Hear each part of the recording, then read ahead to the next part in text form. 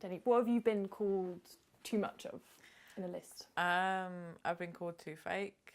I've been called too outspoken, too confident, too shy. That's about it, really. I think that I can think of. Yeah, and what can you give some anecdotes about these times when you've been called too much? I remember it was when I wore my red wig that I hadn't had that long, and I'd put it on, I'd done all my makeup, I felt really happy, really confident, and all of a sudden, you know, I put it up and a few people said that it looked really good, and one guy said that I looked too fake, and I said, you know, why? And he said, oh, your hair's fake, your eyebrows are fake, this is fake, that's fake, and it really shook me because up until that point I'd really struggled with how I was looking. You know, I'd spent ages trying to get the wig exactly how I wanted it, and it kind of made me a little bit paranoid that it looked too wiggy, and it was really obvious it was a wig. So that kind of at that point, for that moment, it made me feel that I couldn't wear it because if I wore it, it would look too fake. So yeah, and then I explained that I had alopecia, and you know, it still kind of put it into the back of my head, saying, well, am I doing too much? You know, am I trying too hard to look normal? And it was only when I'd gone out, because I'd done it when I was going up to my fiance's, so going to see him, and it was only when he said that I looked okay, and it was only when my friends told me, you know, commented and said that they liked the wig, that I realised that it wasn't a problem and it wasn't too fake. It was just he didn't like it for whatever reason, and it was a complete stranger. It was somebody who I'd never met. It was somebody who I didn't know. You know, and that's it. And I've been told several times that I'm too outspoken at work. In my position as an area manager, I sort of have to be to a point. But people will say, you know, you're too young or you're too outspoken, and it kind of like makes you worry a little bit sometimes that sometimes you do say too much. But at the same time, I think, well, no, actually, I am quite a strong person, and you know, if people don't like that, then that's their problem. I would never go out my way to offend anybody. I don't ever try to offend anybody.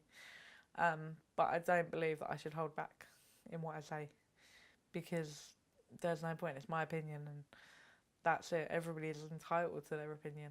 But I think if I'm told that I'm too outspoken, it's just sort of, there's no real reason behind it. It's just that they don't like what I'm saying because they might not agree with it, or they might think that, you know, I've got no place to say it.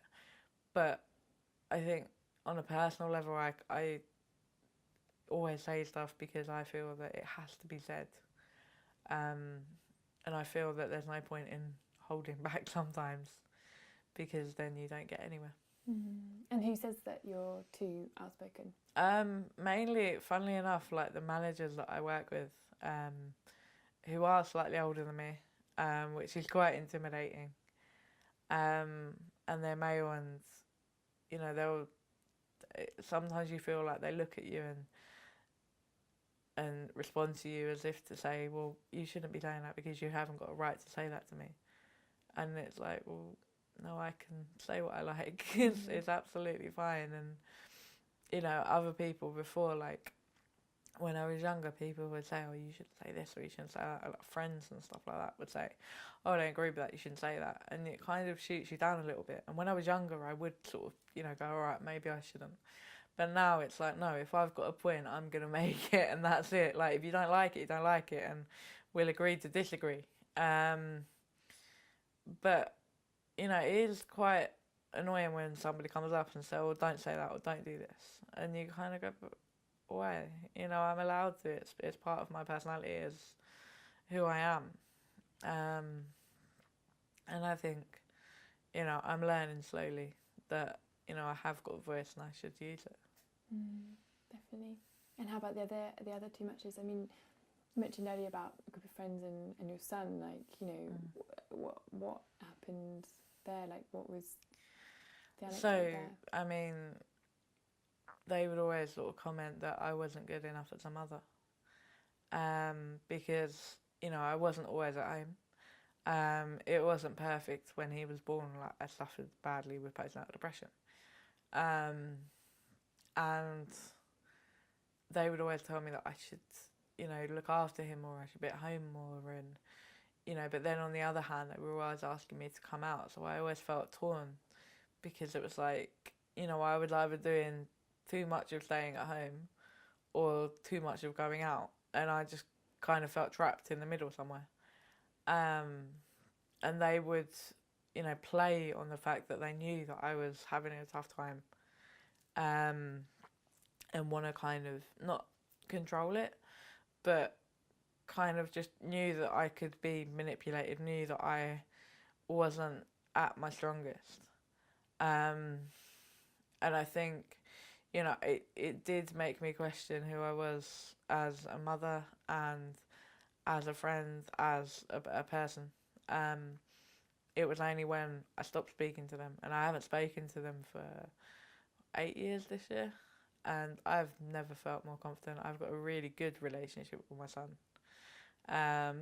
You know, he's at teenager level now, so getting a little bit more tense. But I've always had a really good relationship with him, and he's grown up to be a really kind and respectful sort of young man. And I think that if I was still involved with them, if I was still friends with them, that who I am, and my strength just wouldn't be there. Just because, you know, if you've got people in your ear telling you that you're not good enough, or you do this too much, or you do that too much, or whatever, then you're never going to get anywhere, because I'm always going to have it. I'm always going to have somebody telling me that I shouldn't do this and I shouldn't do that. And I think as women, we do. And when that changes, that's great. But until then, we have to sort of work out a way of detaching ourselves from listening to it, and finding our own strength and doing what we want to do. And if somebody tells you you're too much of something, then you're doing something right, because they've noticed that you've got that strength and you've got that power, and you should have it. And there's no reason why you shouldn't. If they can have a certain level of power, especially if it's somebody coming from somebody in like an authority position, they tell you, you know, you're too independent, or you're too outspoken, or you're too fake, or whatever, then that's their issue and not yours. And they've noticed that independence, or the way you look, or the way you speak, or the fact that you've got a voice and you use it. They've noticed it, which is a good thing, because that means we're not hiding it away. So I think I need to get to that level, and I have got to that level where I've kind of gone, do you know what, fine, you think that, and you're telling me that, but I'm not going to stop it just because you're telling me to do that. Because it doesn't, you know, you're not a huge part of my life. And I think if you've got somebody who is close to you, for instance, the friends that I used to have, that's why I had to cut them out, because they were quite a big part of my life, and I would see them regularly and speak to them regularly, and it got to the stage where if they had kept telling me that, you know, that I should do this and I should do that, and I shouldn't go out, or I should be more of a better person, or whatever, then I don't know what it would have done to my sort of outlook on life. But since being away from them, I've found a huge amount of strength. Yeah, definitely. And when you were called, like, so people told you not to cover up, or you know, you were telling me in the email, like, do you feel like that your tattoo like overcame that, or do you feel like that was the part and parcel? But how did that affect you? Like, when they said that, how long did you ignore it for, and how long did you? I think when I've been told to cover up alopecia, I've instantly just dismissed it and said, no, I'll do what I want, you know. I remember being on a train once at 8 o'clock in the morning, and the woman said to me, she kept staring at me, and I'm used to people staring at me, and I get more stares in a headscarf than I do with my tattoo, funnily enough. And eventually I said to her, I said, look, can I help you? I said, it's 8 o'clock in the morning. I said, why are you staring at me? Because other people had started to stare as well. She started to stare, and then everybody else started to stare, and it was getting really uncomfortable. And I said to her, like, what are you staring at? She said, oh, why are you wearing a headscarf? And I said, well, I've got alopecia. And she went, oh, okay. And I went, right. She went, why aren't you wearing a wig? And I said, pardon? And she went, why aren't you wearing a wig? And she went, oh, but... I said to her, like, because I'm wearing a headscarf. I said, that's why I'm not wearing a wig. And she went, oh, but you should cover up. And I said, well, why?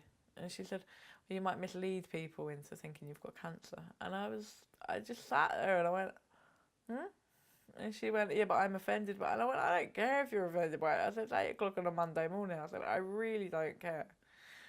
And I said, it's my head. And I said, I will put what I like on it. I said, be it a hat or a headscarf. I said, I will put what I like on it. And, after that, and she said, well, what about other people? And I said, well, you were the only person on this train that's actually commented. And I said, nobody else is saying anything. I said, if I asked everybody to put their hands up to say who's offended by my headscarf, I said, I guarantee you would probably be the only one.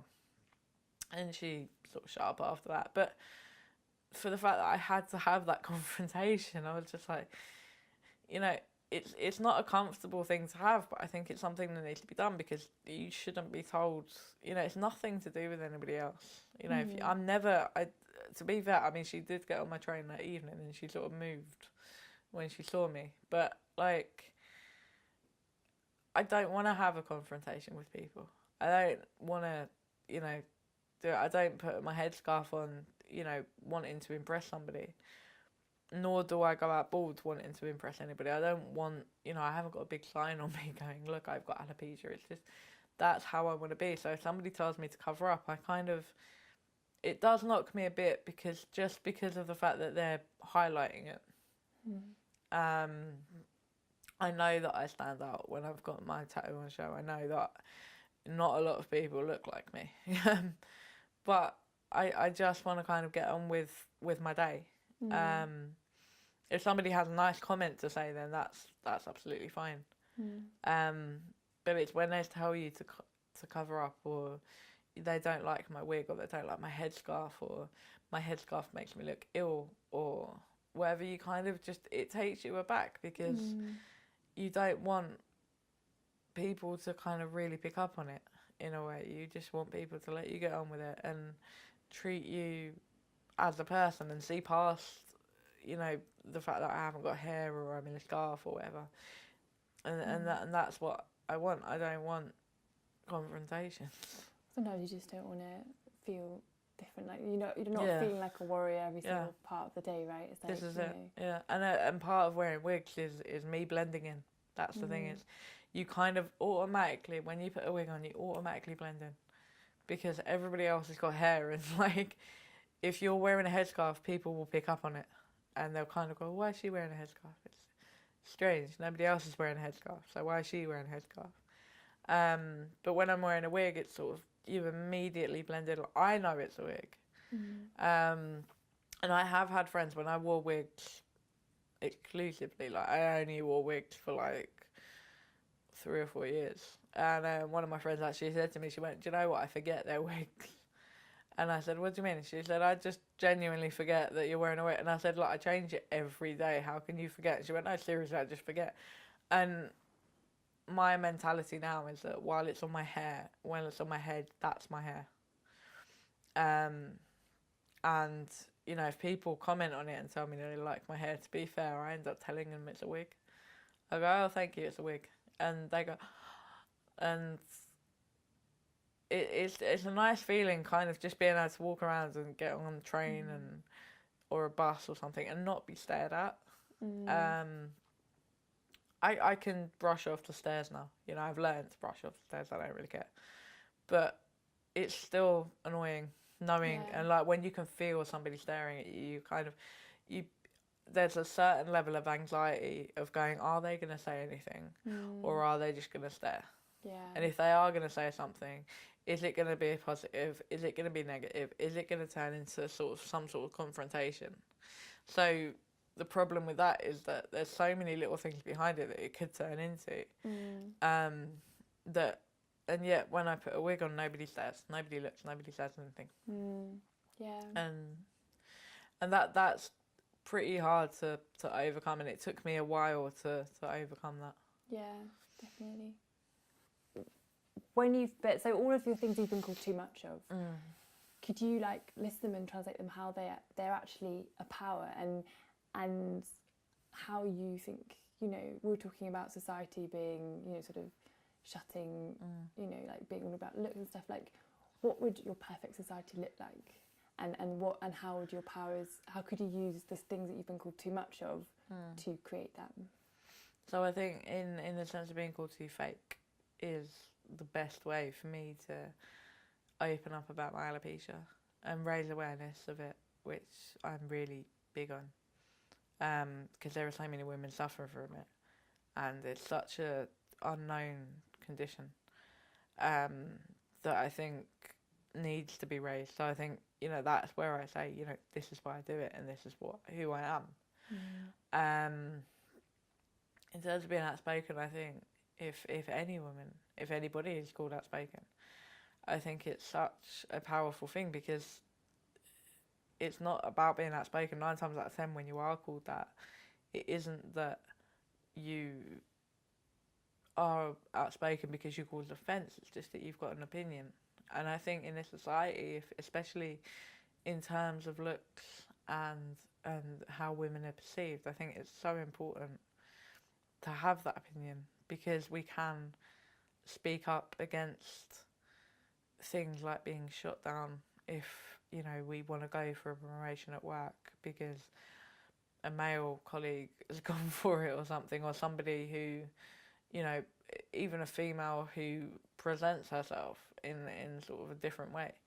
You know, I think we need to speak up about different things and how women are perceived in general, because we should be treated equally to everybody. It shouldn't be that we're either herded into groups or being told to look a certain way or be a certain way. It shouldn't be like that. So if you're outspoken, it's not a bad thing. It's that you've got a voice and you're using it. Everybody's got a voice. If you use it, then that will enable more people to use it and enable more women to come out and say things. And I've noticed that with alopecia, like I've had women say to me in the London support group, the reason why they've got to their level of confidence was because, like, I remember one woman, she said I was the first person that she met, and, you know, I was quite bluntly honest with her about alopecia, and I said it's not great and it's going to get worse if it's keeping falling out. It probably will carry on falling out, and, you know, it's going to be hard, but it will get easier. And she said, you know, that stuck with her for ages. And that can be seen as outspoken, sort of saying to somebody, actually, it isn't great and it's not going to get much better, you know, at the minute. And that's the thing, like, some people will kind of try and sugarcoat things and go, oh, you know, it might grow back and it'll be fine. If you tell somebody that actually it could become worse, but it will get better, they're not feeling so sort of like hopeless. So I think when people are told they're outspoken, it's not because, you know, they're offending people. It's just that they're saying it how it is, or they're having their own opinion, and that can cause a change. And if a change happens and it improves people's lives, then that's a positive thing. In terms of being too shy, you know, if somebody wants to be shy, let them be shy. You know, it's just who they are. It's not that, but the quiet people are the ones that could do something amazing, but they don't have to shout from the rooftops about it. It's just who they are. I think if somebody's introverted or they don't want to go out, or, you know, that, but it's also a way for us to realise that sometimes you need to kind of help them come out of that shell, and use what they have to help people. in terms of being told to cover up, then again, it's another way of being able to stand against everything and say, no, this is who I am, and if you don't like it, if it doesn't fit with your perfect look, then that's your thing. That's the problem. Yeah, it's not your problem. I know, In a way, it. what they, yeah, no, totally. Yeah, cool, amazing. And what would your perfect like society look like? Just somewhere where we can just all just get on with our lives happily. You know, I'm not sort of saying we should all be walking down the street high-fiving each other or something, or congratulating each other, but somewhere where we empower each other, male and female, and stop labelling people. I don't understand why people put labels on things. You know, labels are for bottles, they're not for people. It's that sort of thing. You don't need to have this society where everything is about how we look and who we are, and you know, you won't get anywhere if you're not like this, or you don't look like this, or you don't sound like this. You won't get anywhere. It's really hard to kind of imagine it like it, but that's what I'd like. I just like it where you could just get on with your life and feel supported as well. You know, I've found over the past 6 years that support is the one thing that's got me through it. And I think, and as I said earlier, I just can't understand, and it saddens me that something has to happen for there to be, and you can see that in anything. It's like when all the London terror attacks happened, on the Manchester, everybody came together, and it's like, why has that got to happen? Even like the tower fire down the road, it's like, why has that got to happen for things to be changed? It shouldn't be that way. It's like, if you can see that, you know, if women are lonely or they're facing difficulties because they don't have that support, nothing should have to happen for that to change. It should just be an automatic thing that we all support each other. You know, it shouldn't be that we're slating each other or commenting or judging each other. It should just be that we're supporting each other, and people can be who they want. They can dress how they want, they can look how they want. It shouldn't matter at all. There shouldn't be sort of blurred lines between it all. Amazing.